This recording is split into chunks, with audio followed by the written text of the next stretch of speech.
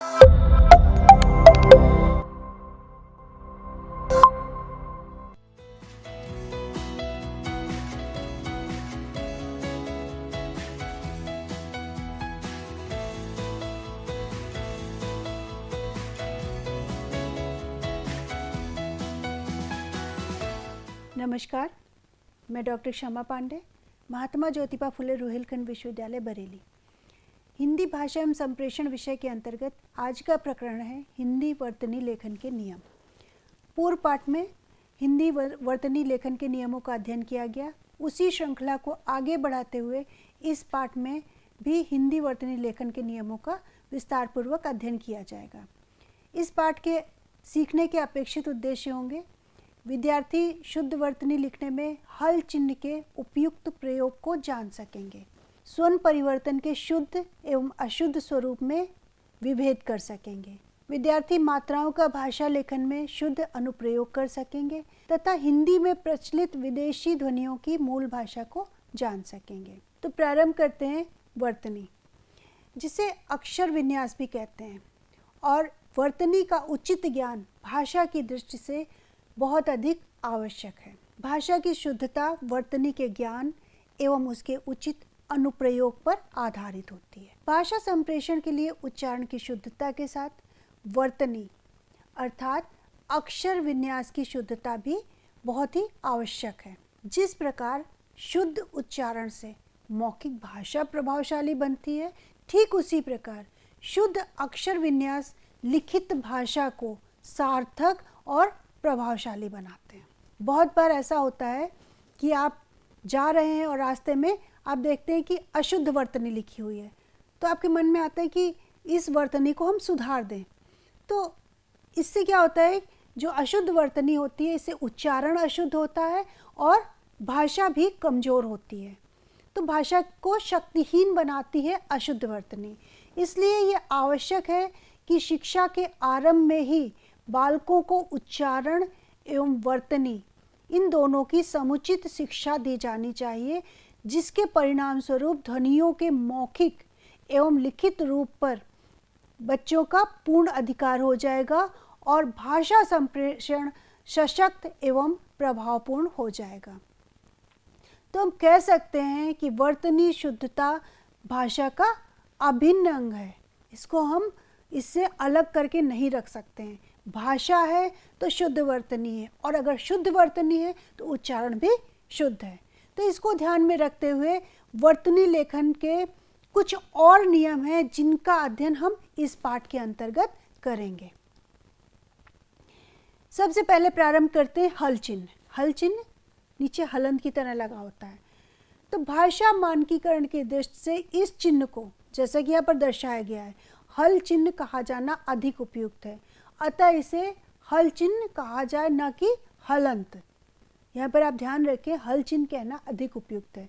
यदि किसी व्यंजन के नीचे हल चिन्ह का प्रयोग हुआ है तो यह उस व्यंजन के स्वर रहित होने की सूचना देता है, अर्थात यह व्यंजन विशुद्ध रूप से व्यंजन है, अर्थात स्वर का सम्मिश्रण यहाँ पर नहीं है। जैसे जगत, यहाँ पर त के नीचे हलंत लगा होने से ये स्पष्ट होता है कि यहाँ पर हलंत शब्द लगा है, तो इसलिए इसे हलंत कहा जाए, क्योंकि ये शब्द व्यंजनांत है, स्वरांत नहीं। स्पष्ट है कि त के नीचे हलंत लगा, इसलिए इसे व्यंजनांत कहा गया, स्वरांत नहीं। अब बात करें मानक हिंदी में संयुक्ताक्षर। तो जब मानक हिंदी में संयुक्ताक्षर बनाने के नियम हैं, उनके अनुसार ड, छ, ट, ठ, ड, ढ, द, ह, इनमें हल चिन्ह का ही प्रयोग होगा। जैसे कि बुढ़ा, विद्वान, यहाँ पर आप देखिए कि यहाँ पर जब ये वर्ण आ रहे हैं तो यहाँ पर हल चिन्ह लग रहा है। अब जब हम तत्सम शब्दों की बात करें, तो अगर ऐसी स्थिति हो कि भाषा में तत्सम शब्दों का प्रयोग वांछनीय है, तब शुद्धता को ध्यान रखना अति आवश्यक होता है। तो शुद्धता की दृष्टि से हलंत रूपों का ही प्रयोग किया जाना चाहिए, विशेष रूप से तब जब उनसे समस्त पद या व्युत्पन्न शब्द बनते हों, जैसे कि प्राक, प्राक से प्रागैतिहासिक। इसी प्रकार सत, यहाँ पर ता में हलंत लगा है, तो सत से बना सत साहित्य। और भी अन्य उदाहरण हैं जो यहाँ पर दर्शाए गए हैं। इन उदाहरणों से आप समझ सकते हैं कि जैसे जगत, जगन्नाथ, यहाँ पर हल चिन्ह का प्रयोग उचित और वांछनीय है। भाषा में तत्सम संबोधन हेतु, जैसे हे राजन, हे भगवान, तो यहाँ पर न, दोनों शब्दों में न है और उसके नीचे हल चिन्ह लगा हुआ है, तो यही रूप प्रयुक्त किए जाते हैं। जबकि हिंदी शैली की बात करें तो हे राजा, हे भगवान, ऐसे शब्द प्रयोग में लाए जाते हैं। तो संस्कृत के जब तत्सम शब्द हैं तो वहाँ पर हलंत या हल चिन्ह का प्रयोग करेंगे, और हिंदी शैली में हम उसको प्रयोग से बचते हैं। और जिन शब्दों में हल चिन्ह लुप्त हो चुका है, बहुत सारे ऐसे शब्द हैं जहाँ अब उनमें हल चिन्ह लगभग ग्राह्य नहीं है या लोप हो चुका है उसका, उनमें उसे फिर से लगाने का प्रयत्न नहीं किया जाना चाहिए। जैसे महान, विद्वान, तो यहाँ पर महान से महानता, तो महान में अब हम हिंदी भाषा में हल चिन्ह नहीं प्रयोग करते हैं और बिना हल चिन्ह के ही ये शब्द हिंदी भाषा में प्रयोग में लाए जा रहे हैं। संधियों के संदर्भ में भी हल चिन्ह बहुत आवश्यक होता है। व्याकरण की पुस्तकों में व्यंजन संधि को समझाने के लिए केवल उतने ही शब्द दिए जाएं जो शब्द रचना को समझने के लिए आवश्यक हों तथा अर्थ की दृष्टि से भी उपयोगी हों। हम उदाहरण से इसको समझेंगे कि किस प्रकार से हम व्यंजन संधि को समझाने के लिए हल चिन्हों का प्रयोग करते हैं। तो इसमें सबसे पहले शब्द रचना। तो शब्द रचना को समझने के लिए आवश्यक शब्दों के क्या क्या उदाहरण हो सकते हैं। उन्नयन, उन्नयन में क्या है, व्यंजन संधि है, तो इसका जब हम विच्छेद करेंगे उत्नयन, तो त में यहाँ पर क्या होगा, हल चिन्ह का प्रयोग होगा। इसी प्रकार उल्लास, उल्लास का जब हम ये समझाएंगे कि किस प्रकार व्यंजन संधि है यहाँ पर, तो उसका विच्छेद करेंगे, तो उसका विच्छेद क्या होगा, उत धन लास, तो ता में यहाँ पर आवश्यक है कि हम हल चिन्ह का प्रयोग करें। कुछ शब्द अर्थ की दृष्टि से उपयोगी होते हैं जिनके उदाहरण यहाँ पर दिए गए हैं, जैसे जगदीश, जगन माता, जगत जननी, यहाँ पर भी हल चिन्ह की आवश्यकता नहीं है। हिंदी के कुछ शब्दों के संधि विच्छेद के उदाहरण हैं, जैसे हृदयंगम, यहाँ पर जब हम विच्छेद करेंगे, उद्धरण दूसरा शब्द है, संचित दूसरा, इसका तृतीय शब्द है। जैसे संचित को ही हम देखते हैं इसका विच्छेद करके, तो संचित का विच्छेद होगा सम धन चित, तो यहाँ पर माँ पे भी हल चिन्ह लगा हुआ है और ता पे भी। तो यहाँ पर आवश्यक है कि इसको विच्छेद करके बताएं कि किस तरीके से यहाँ पर संधि हो रही है और किन दो शब्दों से मिलकर संधि बन रही है। इसी तरीके से साक्षात्कार, जगदीश, खटकोण, ऐसे शब्दों के अर्थ को समझाने की आवश्यकता हो तभी उनकी संधि का हवाला दिया जाना चाहिए, और अगर इस प्रकार की कोई आवश्यकता नहीं है तो हम संधि से बचें, और हिंदी में इन्हें स्वतंत्र शब्दों के रूप में ग्रहण किया जाना ही अच्छा होता है। जब हम संस्कृत मूलक तत्सम शब्दों की वर्तनी की बात करें तो इन्हें ज्यों का त्यों ग्रहण किया जाता है। जैसे ब्रह्मा, यहाँ पर आप देखें कि ब्रह्मा में ह पहले है, तो सामान्यतः होता ये है कि हम ब्रह्मा लिखते हैं तो म पहले कर देते हैं। ब्रह्मा को दूसरी जो शब्द दिया इसमें बदलना उचित नहीं है। इसी प्रकार चिन्ह के साथ होता है, उऋण के साथ भी होता है, उऋण में री को री में बदल दिया गया। तो इस प्रकार से हम जो तत्सम शब्द हैं उनको उसी तरीके से ज्यों का त्यों ग्रहण करें, हिंदी भाषा में उनमें परिवर्तन ना करें। इसी प्रकार आप यहाँ पर देखें कि कुछ और उदाहरण दिए हुए हैं, जैसे गृहीत, दृष्टव्य, अत्यधिक, अनधिकार। ये वर्तनी इनकी आप देखिए, गृहीत में र का प्रयोग हुआ है तो यहाँ पर कौन सा रा है, दृष्टव्य में कौन सा रा है। इसी प्रकार अत्यधिक में मात्रा और अनधिकार में भी मात्रा है। तो गृहीत में अगर हम रा परिवर्तित कर देते हैं तो वो अशुद्ध हो जाएगा, और दृष्टव्य के द्रि कर देते हैं तो भी अशुद्ध हो जाएगा, और अत्यधिक लिखा जाएगा ना कि अत्याधिक, और इसी प्रकार अनधिकार लिखा जाना चाहिए ना कि अनाधिकार। तो इस तरीके से हम उस वर्तनी को लेते हैं जो भाषा की दृष्टि से मानक हो और शुद्ध हो। जिन तत्सम शब्दों में तीन व्यंजनों के संयोग की स्थिति में एक द्वित्व मूलक व्यंजन लुप्त हो गया है, उसे ऐसी छूट रहती कि ना लिखा जाए। जैसे अर्ध को अर्ध लिख सकते हैं, पहले हमने क्या लिखा, द के नीचे हल चिन्ह है, तो यहाँ पर इसको हम अर्ध लिख सकते हैं, धा में र लगा हुआ है, तो हम ऐसा लिख सकते हैं। इसी प्रकार तत्व है, तत्व में 2 त हैं, और जब हम तत्व शुद्ध लिखते हैं या जो मान्य हिंदी में है, इसको हम इस प्रकार भी लिख सकते हैं जैसा कि इसमें दर्शाया गया है। कई शब्दों में संधि के कारण अ स्वर विलुप्त हो जाता है, और इस विलुप्त अ को प्रदर्शित करने के लिए अवग्रह चिन्ह का प्रयोग किया जाता है। अवग्रह चिन्ह की चर्चा हमने पूर्व पाठ में की थी। जैसे शिवोहम है, शिवोहम में शिव धन अहम, तो यहाँ पर अ जब लुप्त होगा तो हम अवग्रह चिन्ह का प्रयोग करते हैं। इसी प्रकार सोहम, सोहम में हम अवग्रह चिन्ह का प्रयोग करते हैं और अ यहाँ पर लुप्त हो रहा है। समान रूप से कोहम को भी समझा जा सकता है। हिंदी भाषा में ए और औ इन दोनों स्वरों के प्रयोग में प्रायः अशुद्धियाँ पाई जाती हैं, तो हमें यहाँ पर समझना होगा कि इनके शुद्ध प्रयोग के लिए हमें क्या सावधानियाँ रखनी है। तो हिंदी में ए और औ इन दोनों का प्रयोग 2 प्रकार के उच्चारण को व्यक्त करने के लिए किया जाता है। पहले प्रकार का जो उच्चारण होता है तथा और, इनका जो उच्चारण होता है मूल स्वरों की तरह किया जाता है, और दूसरे प्रकार का उच्चारण है गवैया, कौआ। इस प्रकार के शब्दों में जो उच्चारण हो रहा है वो संध्याक्षरों के रूप में प्रचलित है। दोनों ही प्रकार के उच्चारणों को व्यक्त करने के लिए इन्हीं चिन्हों अर्थात ए की मात्रा और औ की मात्रा का प्रयोग किया जाता है, लेकिन गवैया, कौवा आदि शब्दों को यथावत रूप में प्रचलित रखा जा सकता है। इनमें कोई संशोधन की आवश्यकता नहीं प्रतीत होती है। इसी प्रकार के कुछ और उदाहरण हैं, जैसे भैया, सैयद, तैयार आदि, ये भी उचित ही माने जाते हैं, इनमें भी किसी भी प्रकार के संशोधन की ज़रूरत नहीं है। लेकिन हम दक्षिण भाषा की बात करें तो यहाँ पर कुछ शब्द प्रयुक्त होते हैं, जैसे अय्यर, नैयर, रामैया। तो ये इस प्रकार के शब्द जो व्यक्ति नाम है, इनको हिंदी उच्चारण के अनुसार अय्यर, नैयर, रामैया इस तरीके से नहीं लिखा जाना चाहिए। और क्यों नहीं लिखा जाना चाहिए? क्योंकि मूल भाषा में इनका उच्चारण भिन्न है, इसलिए हमें वही लिखना चाहिए जो मूल भाषा में इनका उच्चारण प्रचलित है। इसी प्रकार से कुछ और शब्द हैं, जैसे अव्वल, कव्वाल, कव्वाली, ये प्रचलित शब्द हैं और इनको भी वर्तनी लेखन में यथावत रखा जाता है।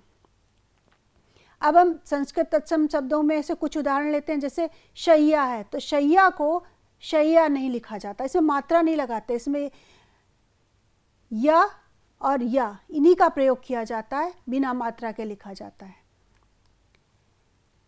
यहाँ पर कुछ विशेष बात जो आपको स्मरण रखनी है, जब ई और ई मतलब स्वर ई या व्यंजन ई, या में बड़ी की मात्रा होगी तो व्यंजन के रूप में ई होगा, और जब ई में बड़ी की मात्रा होगी तो ये स्वर में होगा। इसी प्रकार ए और ये अंत में या हो तो किस प्रकार के नियम लागू होते हैं, तो इन्हें समझने के लिए हम आगे इन नियमों को समझेंगे।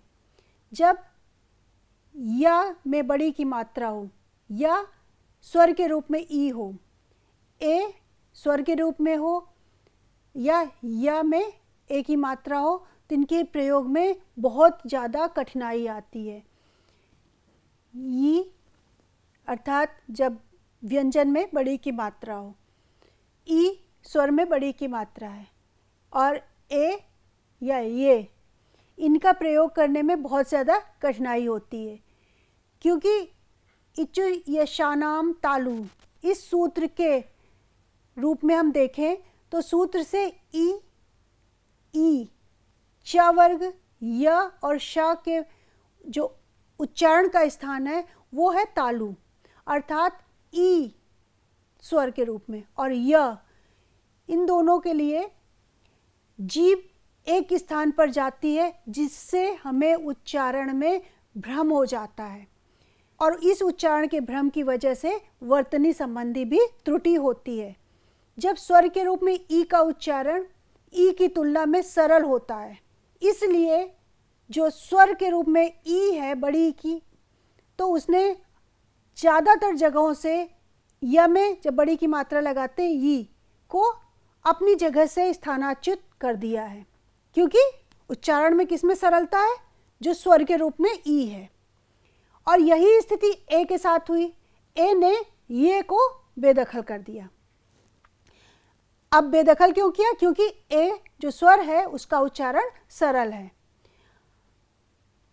अब इसको आगे समझते हैं। यदि किसी शब्द के प्राय क्रियाओं की बात करें तो किसी रूप के अंत में या में बड़ा की मात्रा आता है तो उसके बहुवचनात्मक तिर्यक प्रयोग में या का ये हो जाता है।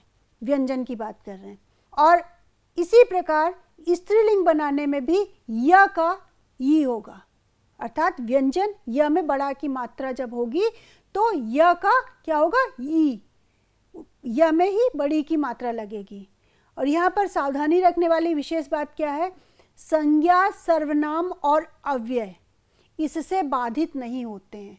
उसमें क्या रहता है, स्वर ही रहता है। जैसे सिलाई, कढ़ाई, बिनाई, इस तरीके के उदाहरण आप देखेंगे तो इसमें क्या है कि स्वर ही है, यहाँ पर कुछ भी बाधित नहीं हो रहा है। जब हम बात करते हैं पूर्वकालिक कृदंत प्रत्यय कर की, तो कर का प्रयोग कैसे किया जाए। कर एक शब्द है, क्या है, पूर्वकालिक कृदंत प्रत्यय। तो पूर्वकालिक कृदंत प्रत्यय कर जब क्रिया के साथ मिलाकर लिखा जाता है तो किस तरीके से नियम यहाँ पर लागू होते हैं। तो शुद्ध वर्तनी में हम लिखते हैं मिलाकर, यहाँ पर क्या है, दोनों आपस में संयुक्त हैं। खा पीकर, तो पीकर क्या है, संयुक्त है। रो रोकर, तो यहाँ पर आपस में मिलाकर लिखा गया, इनको अलग नहीं करके लिखा गया है। कर और कर जब आपस में संयुक्त होते हैं तो ये क्या बनता है, करके। इसी प्रकार करा और कर ये जब आपस में मिलते हैं तो बनता है करा के। जब हम वाला प्रत्यय की बात करें तो किस प्रकार के वर्तनी लेखन के नियम लागू होते हैं।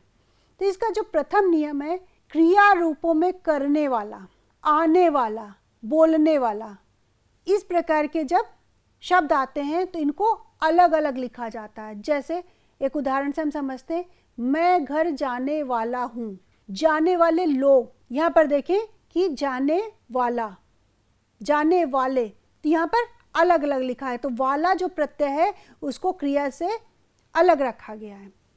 इसी प्रकार हम दूसरे नियम को समझते हैं, संज्ञा और विशेषण योजक प्रत्यय के रूप में इन्हें एक शब्द के समान ही लिखा जाता है, वहाँ पर अलग अलग नहीं रखते हैं। जैसे घर वाला, छाता वाला, तो छाता वाला का क्या है, छाता बेचने वाला, तो यहाँ पर अलग अलग नहीं लिखेंगे, दोनों को क्या कर दिया, संयुक्त कर दिया। इसी प्रकार फेरी वाला, जो फेरी दे रहा है तो फेरी वाला, दही वाला, ये जो इस प्रकार के शब्द होते हैं वो एक शब्द के समान लिखे जाते हैं। यह वाला, वह वाली, पहले वाला, अच्छा वाला, पीला वाला, पुरानी वाली बात, इस प्रकार के जब उदाहरण आते हैं तो वाला शब्द का प्रयोग निर्देशक शब्द के रूप में हो रहा है, अतः इसे अलग ही लिखा जाएगा। यहाँ पर हम पुनः स्पष्ट करते हैं यह वाला, तो यहाँ निर्देश दिया जा रहा है। पहले वाला, अच्छा वाला, पीला वाला, पुरानी वाली बात, तो इन्हें हम अलग लिखते हैं। इसी तरह एक और उदाहरण समझते हैं, लंबे बालों वाली लड़की, दाढ़ी वाला आदमी, इस प्रकार के शब्दों में भी वाला कैसे लिखा जा रहा है, अलग लिखा जा रहा है। इसका अंतर रचना के स्तर पर भी किया जाता है। जैसे कि गांव वाला, इनको हम किसे कहते हैं, ग्रामीण को। और यहाँ पर हमने क्या गांव वाला लिखा तो मिला के लिखा। अब जब हम बात कर रहे हैं गांव वाला घर, तो गांव का घर, यहाँ पर गांव और वाला अलग कर दिया गया। तो रचना के स्तर पर इसमें अंतर हम कर सकते हैं। अब हम बात करेंगे व और य, इनके प्रयोग में क्या सावधानी रखी जाए। तो यहाँ पर हम बात कर रहे हैं श्रुति मूलक य और व का प्रयोग किस प्रकार किया जाए। जहाँ श्रुति मूलक य और व का प्रयोग विकल्प से होता है, यहाँ स्मरण रखिएगा श्रुति मूलक य व का प्रयोग की बात हो रही है, वहाँ पहले स्वरात्मक रूपों का प्रयोग किया जाना चाहिए, अर्थात उनके स्वर रूप को प्राथमिकता दी जानी चाहिए और इनका प्रयोग ना किया जाए। जैसे किए, किए में क्या है, ए क्या है, स्वर, किए का प्रयोग किया जाए, जबकि यहाँ पर ऐसी अनुमति नहीं दी गई है कि किए अर्थात या में ए की मात्रा का प्रयोग किया जाए। इसी प्रकार नई का उदाहरण भी दे सकते हैं, नई में ई क्या है, स्वर है, और यहाँ पर ये सुझाव दिया गया है कि न ई या में ई की मात्रा, इस तरीके से नई ना लिखा जाए। हुआ में भी हुआ आ स्वर का प्रयोग प्राथमिक रूप से किया जाना चाहिए, हुआ वा नहीं किया जाना चाहिए। वा ई ये व्यंजन है, अतः यहाँ पर ऐसी स्थिति होनी चाहिए कि हम स्वर को प्राथमिकता दें। यह नियम क्रिया विशेषण अव्यय आदि सभी रूपों में और सभी स्थितियों में लागू होता है। जैसे दिखाए गए, राम के लिए, पुस्तक के लिए, नई दिल्ली, तो यहाँ पर सब जगह क्या है, स्वरात्मक प्रयोग हुए हैं। जहाँ पर यह प्रयुक्त शब्द का मूल तत्व हो और उसका श्रुति मूलक व्याकरणिक परिवर्तन न हो रहा हो, ऐसी स्थिति में वहाँ वैकल्पिक श्रुति मूलक स्वरात्मक परिवर्तन करने की आवश्यकता नहीं होती है। स्थायी, अव्ययी भाव, दायित्व, यहाँ पर हम कोई परिवर्तन नहीं देख रहे हैं। इन्हें अगर हम स्थायी लिखेंगे, स्थायी में अगर स्वर लगा देंगे ई में, तो वो गलत हो जाएगी। इसी प्रकार अव्ययी भाव, दायित्व, इस मतलब हमें स्वर से बचना है और यहाँ पर उसी मूल रूप में लिखना अधिक उचित माना जाता है। नया का पुल्लिंग से जब स्त्रीलिंग बनाया जाएगा तो नई बनना चाहिए, इसमें भी हम स्वर को अधिक उचित नहीं मानते हैं। जहाँ भी ई या ए दोनों स्वर की बात हो रही है, यहाँ पर ऐसी ध्वनि सुनाई दे तो वहाँ लेखन में स्वर को वरीयता दिया जाना चाहिए और यही अधिक उचित है। जैसे गई अशुद्ध नहीं है, लेकिन गई के स्थान पर अगर गई अर्थात स्वर को प्रयोग में लाएं तो वो अधिक उचित होगा।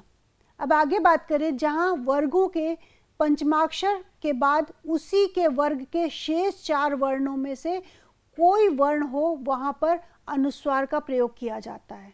जैसे वंदन, नंद, मंद, इस प्रकार के उदाहरण हैं जहाँ पर अनुस्वार का प्रयोग ज़्यादा उचित है। अब अरबी फारसी के शब्दों की बात करें तो अरबी फारसी के वे शब्द जो हिंदी भाषा के अभिन्न अंग बन चुके हैं, अर्थात हिंदी भाषा ने उन्हें अपने में अनुकूलित कर लिया और जिनकी विदेशी ध्वनियों का हिंदी ध्वनियों में रूपांतर हो चुका है, उन्हें हिंदी रूप में ही स्वीकार किया जाना चाहिए। जैसे जरूर, कागज़, यहाँ पर आप ध्यान रखें कि नुक्ता नहीं लगाया गया। नुक्ता अगर लगा देंगे तो इनका उच्चारण कैसा होगा, अरबी या फारसी ध्वनियों के समान।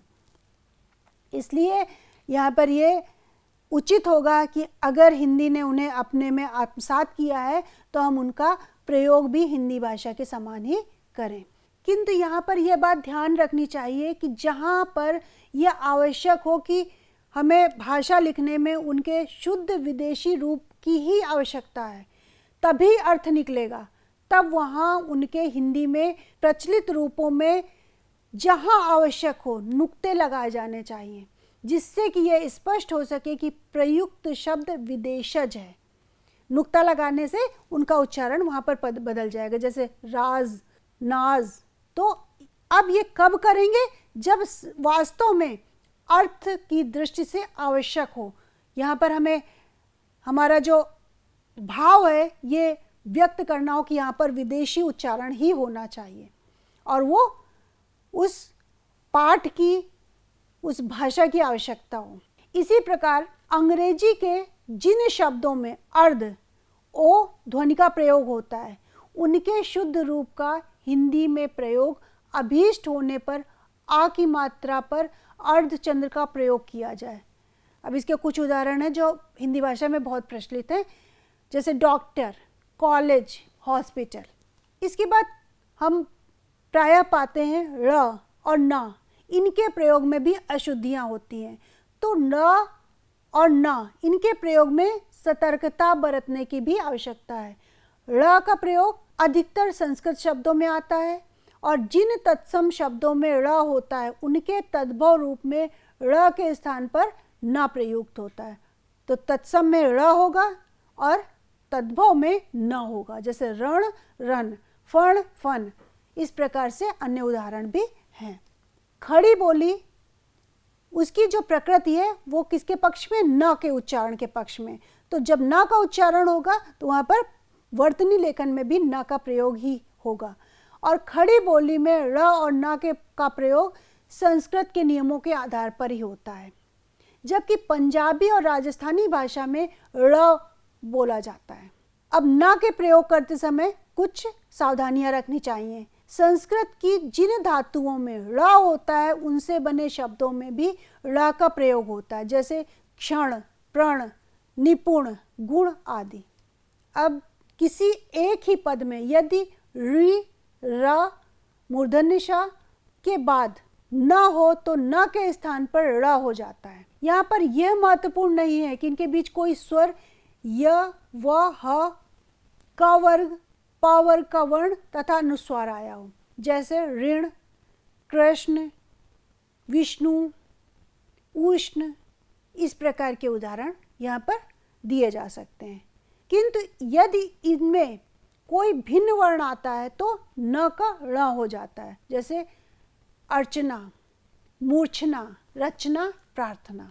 कुछ तत्सम शब्दों में स्वभावतः ळ का ही प्रयोग मान्य होता है, क्योंकि ये तत्सम शब्द हैं उसके बाद भी ळ माना जा रहा है। तो कौन से शब्द हो सकते हैं, जैसे कर्ण, कोण, गुण, लवण, क्षण। इस प्रकार के अनेक शब्द हैं जो यहाँ पर दिखाए गए हैं। छ और क्ष इनके प्रयोग में किन नियमों को ध्यान में रखना चाहिए, तो देखते हैं कि कौन कौन से नियम होते हैं। जब हम छ की बात करें तो छ एक स्वतंत्र व्यंजन है, जबकि क्ष ये संयुक्त व्यंजन है जो क और मूर्धन्य श के संयोग से बना है। और क्ष का प्रयोग संस्कृत में अधिक होता है, जैसे शिक्षा, दीक्षा, समीक्षा। और जब छ की बात करें तो छाता, छाया। तो यहाँ पर हमें ध्यान में रखना है कि छ और क्ष दोनों का उच्चारण कैसे हो रहा है, उसी प्रकार से वर्तनी लेखन में इसके नियम प्रयोग में लाए जाएंगे। अब ये ध्यान देंगे कि बा और वा के प्रयोग में किन नियमों को ध्यान में रखना चाहिए। तो बा और वा के प्रयोग के बारे में हिंदी में प्रायः अशुद्धियाँ होती हैं और इन अशुद्धियों का कारण क्या है, अशुद्ध उच्चारण। शुद्ध उच्चारण के आधार पर ही बा और वा का भेद किया जा सकता है। बा के उच्चारण में दोनों होठ जुड़ जाते हैं, पर वा का जब उच्चारण करते हैं तो निचला होठ ऊपर वाले दांतों के अगले हिस्से के निकट चला जाता है और दोनों होठों का आकार क्या हो जाता है, गोल हो जाता है और वे मिलते नहीं हैं। तो उच्चारण के भेद से ही हम बा और वा में भेद कर सकते हैं। ठेठ हिंदी में ब वाले शब्दों की संख्या अधिक है और व वाले शब्दों की संख्या कम है। ठीक उल्टा संस्कृत में है। संस्कृत में व वाले शब्दों की अधिकता है, जैसे हिंदी में ब वाले शब्द अधिक हैं। बंधन, बंधु, बर्बर, बाहुबली, इस प्रकार के शब्द हैं। और संस्कृत के व वाले प्रमुख शब्द कौन कौन से हैं, जैसे वंश, वाक, वंचित, वत्स। इस प्रकार से बहुत सारे शब्द हैं जो संस्कृत में प्रमुखता से बोले जाते हैं। इसमें विशेष ध्यान देने वाली बात यह है कि संस्कृत में कुछ शब्द ऐसे हैं जो व और ब दोनों में लिखे जाते हैं और दोनों में शुद्ध माने जाते हैं। परंतु जब हम हिंदी की बात करें तो हिंदी बोलियों में इस प्रकार के शब्दों में ब वाला रूप ही अधिक प्रचलित है। प्रायः व का ब होने पर या ब का व होने पर अर्थ बदल जाता है। जैसे वहन, वहन को अगर बहन लिखेंगे तो वहन का अर्थ अलग है और बहन का अर्थ अलग है। वार, घात करना, बार, इसका अर्थ अलग है। इसी प्रकार से वाली, बाली, वाद, बाद। तो ये जैसे ही व का बा होता है तो ये अपने अर्थ को परिवर्तित कर लेते हैं। श, स और स, तालव्य श, मूर्धन्य श और दंती स, इनके प्रयोग में कुछ नियम है जिन्हें ध्यान में रखना चाहिए। तालव्य श, मूर्धन्य श और दंती सा भिन्न भिन्न अक्षर हैं और इन तीनों की उच्चारण प्रक्रिया भी अलग अलग है। उच्चारण दोष के कारण वर्तनी संबंधी अशुद्धियां होती हैं, अतः इनके उच्चारण में कुछ बातों का विशेष ध्यान रखना चाहिए। जैसे मूर्धन्य श केवल संस्कृत शब्दों में आता है। इसके कुछ उदाहरण हैं द्वेष, मूषक, भाषा। तो इस प्रकार के बहुत सारे उदाहरण हैं जिसमें मूर्धन्य श आता है और वो संस्कृत के शब्द होते हैं।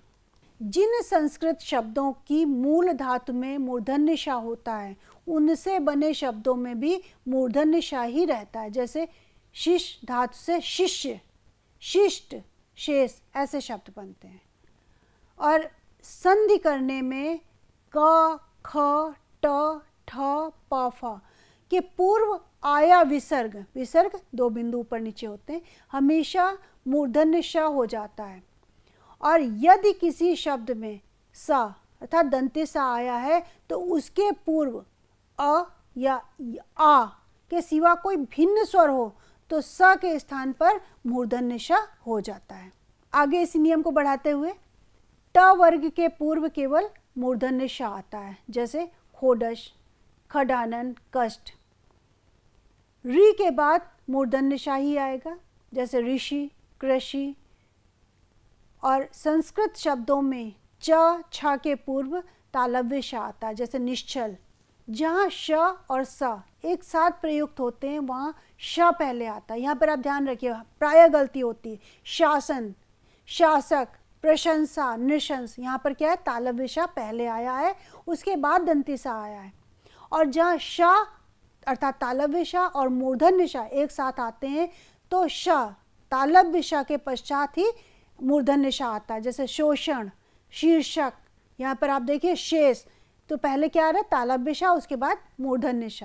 और उपसर्ग की बात करें तो उपसर्ग के रूप में नि, वि आदि आने पर मूल शब्द का सा जैसा है वैसा ही बना रहता है।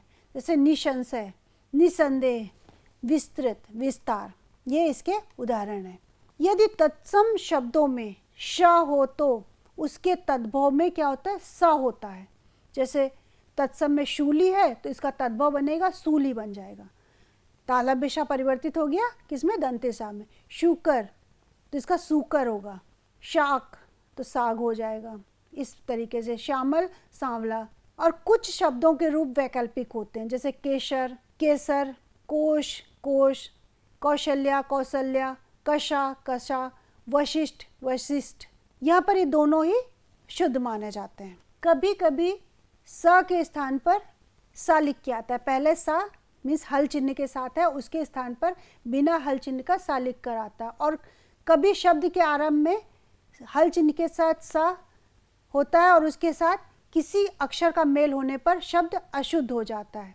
तो यहाँ पर इस सारणी में शब्दों के शुद्ध रूप दिखाए गए हैं और उनके अशुद्ध रूप भी दिखाए गए हैं। तो किस तरीके से इनको लिखते हैं इसे आप देखकर समझ सकते हैं। जैसे स्त्री है, स्त्री में अगर छोटी ई लगा देंगे और इसको स्त्री लिखेंगे तो ये अशुद्ध हो जाएगा। इसी प्रकार स्नान में अ लगा देंगे तो अस्नान हो जाएगा। हालांकि हम उच्चारण में बहुत बार अस्नान सुनते हैं। परस्पर इसमें आधा सा है और यहाँ पर परस्पर, तो ये इसका अशुद्ध रूप है। तो इस प्रकार से आपने इस पाठ में शुद्ध और अशुद्ध रूप समझे और ये इसी के साथ ये पाठ यहाँ पर समाप्त होता है। तो ये जो पाठ था, इस पाठ में वर्तनी लेखन के जो नियम थे उनको विस्तृत पूर्वक विश्लेषित किया गया, उन पर चर्चा की गई और उन नियमों की सावधानियों को भी समझा गया। जैसे भाषा मानकीकरण की दृष्टि से हल चिन्ह का उपयुक्त प्रयोग कब, कहाँ और कैसे किया जाए। इसके पश्चात स्वर्ण परिवर्तन एवं अवग्रह को भी भाषा के प्रयोग की दृष्टि से समझने का प्रयत्न किया गया। इस पाठ में विलुप्त आ को प्रदर्शित करने के लिए अवग्रह चिन्ह का प्रयोग कब किया जाता है यह भी स्पष्ट रूप से वर्णित किया गया, जैसे शिवोहम। और इसके साथ ही हम सब ने ये अध्ययन किया कि ए, ओ, ई, या, ए, ये आदि के प्रयोग में कैसे सावधानियां रखें जिससे कि भाषा और वर्तनी संबंधी त्रुटियों से बचा जा सके। इसके साथ ही श्रुति मूलक य व का प्रयोग, ळ न का प्रयोग, छ और क्ष, व और ब, श स श आदि की अशुद्धियों से बचने हेतु सामान्य नियमों की चर्चा की गई। इसी क्रम में अगले पाठ में के अंतर्गत हिंदी भाषा के अंतर्गत आने वाले शब्द और उनके भेदों का समग्र रूप से विस्तार पूर्वक अध्ययन किया जाएगा, जिसमें हम शब्द भेदों को समझेंगे और वर्तनी को और स्पष्ट रूप से समझने का प्रयास करेंगे। इसी के साथ ये पाठ समाप्त होता है। धन्यवाद।